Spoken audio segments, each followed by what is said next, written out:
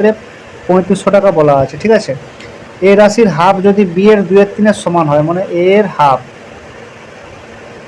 B এর 2/3 সমান, এরকম অঙ্কে রেশিও করতে হবে। কি করতে হবে? রেশিও। তাহলে এ বাই বি সমান কত হবে? 4/3, মানে 4:3। তাহলে এখান থেকে বলতে পারি এ এর টাকা কত? 4, বি এর টাকা 3, দুজনে মিলে মোট কত টাকা হচ্ছে? 7 টাকা। সেটাই প্রশ্নে কত বলা আছে? 3500 টাকার সমান। তো সে একই রকম ঐকিক নিয়ম, একের মান কত? 500। এবার আমার জানতে চাইছে এ কত টাকা। এ মানে কত? এখানে 4 ছিল, তাই 4-এর মান কত? 4 × 5 = 20, 2000 টাকা। এটা কি হলো? Answer. Next question, p q r তিনটি সংখ্যা, তার রেশিও কত আছে? 15, 17, 20। যদি সংখ্যার যোগফল 3640 হয়, তাহলে কিউ এবং পি এর মধ্যে পার্থক্য আর আর এবং কিউর মধ্যে পার্থক্য যে বেরাবে তার অনুপাত জানতে চেয়েছে। আচ্ছা, একটা জিনিস জেনে রাখো, যখন অনুপাত জানতে চাইবে, পার্সেন্ট জানতে চাইবে, ঠিক আছে, এই রকম ক্ষেত্রে আর এভারেজ জানতে চাইবে, এই তিনটার ক্ষেত্রে আমাদের ম্যাক্সিমাম কম্পারেটিভ পরীক্ষার যে অঙ্ক হয়, অ্যাকচুয়াল ভ্যালুর প্রয়োজন হয় না, অ্যাকচুয়াল ভ্যালুর প্রয়োজন পড়বে না, ঠিক আছে।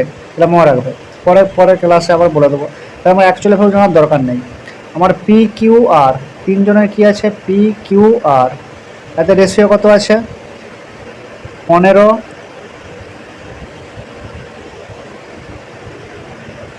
তারপর আছে 17, তারপর কত আছে? 20, ঠিক আছে। 1 মিনিট।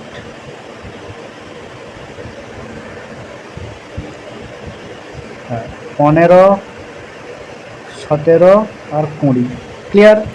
এবার আমার কি কি জানতে চেয়েছে? কিউ এবং পি এর পার্থক্য, কিউ আর পি এর পার্থক্য জানতে চেয়েছে। আর কার পার্থক্য?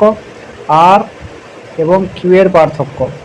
এটা ডিফারেন্সটা বসবে, চিহ্ন বসবে না, ঠিক আছে, মোড়ের মধ্যে রাখলাম। তাহলে কিউ আর পি মানে কত? কিউ আর পি 17 আর 15, গ্যাপ কত হচ্ছে? 2। আর এখানে আর আর কিউ 17 আর 20 কত হচ্ছে? 3। তাহলে এটাই কি হবে? অ্যান্সার। বুঝা গেল ব্যাপারটা? ভালো করে